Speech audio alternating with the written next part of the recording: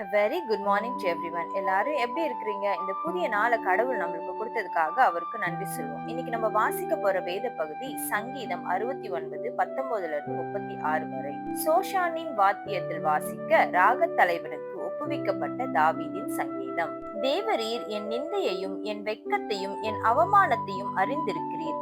என் சத்துருக்கள் எல்லாரும் உமக்கு முன்பாக இருக்கிறார்கள். நிந்தை என் இருதயத்தை பிளந்தது. நான் மிகவும் வேதனைப்படுகிறேன். எனக்காக பரிதபிக்கிறவன் உண்டோ என்று காத்திருந்தேன், ஒருவனும் இல்லை. தேற்றுகிறவர்களுக்கு காத்திருந்தேன், ஒருவனையும் காணேன். என் ஆகாரத்தில் கசப்பு கலந்து கொடுத்தார்கள். என் தாகத்துக்கு காடியை குடிக்க கொடுத்தார்கள். அவர்களுடைய பந்தி அவர்களுக்கு கண்ணியும் அவர்களுடைய செல்வம் அவர்களுக்கு வலையுமாய் இருக்க கடவுது. அவர்களுடைய கண்கள் காணாதபடி அந்தகாரப்பட கடவுது. அவர்கள் இடுப்புகள் எப்பொழுதும் தள்ளாட பண்ணும். உம்முடைய உக்கிரத்தை அவர்கள் மேல் ஊற்றும். உம்முடைய கோபாக்கினி அவர்களை தொடர்ந்து பிடிப்பதாக. அவர்கள் வாசஸ்தலம் பாழாக கடவுது. அவர்களுடைய கூடாரங்களில் குடியில்லாமற் போவதாக. தேவரீர் அடித்தவனை அவர்கள் துன்பப்படுத்தி நீர் காயப்படுத்தினவர்களை நோக பேசுகிறார்களே. அக்கிரமத்தின் மேல் அக்கிரமத்தை அவர்கள் மேல் சுமத்தும். அவர்கள் உமது நீதிக்கு வந்தெட்டாதிருப்பார்களாக. ஜீவ புஸ்தகத்திலிருந்து அவர்கள் பேர் கிறுக்கப்பட்டு போவதாக. நீதிமான்கள் பேரோடே அவர்கள் பேர் எழுதப்படாதிருப்பதாக. நானோ சிறுமையும் துயரமும் உள்ளவன். தேவனே, உம்முடைய ரட்சிப்பு எனக்கு உயர்ந்த அடைக்கலமாவதாக.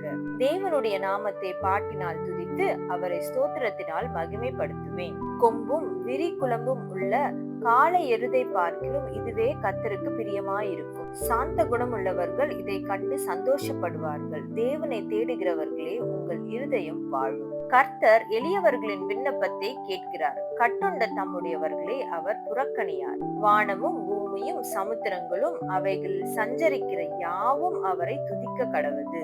தேவன் சீயோனை ரட்சித்து யூதாவின் பட்டணங்களை கட்டுவார். அப்பொழுது அங்கே குடியிருந்து அதை சுதந்திரித்துக் கொள்ளுவார்கள்.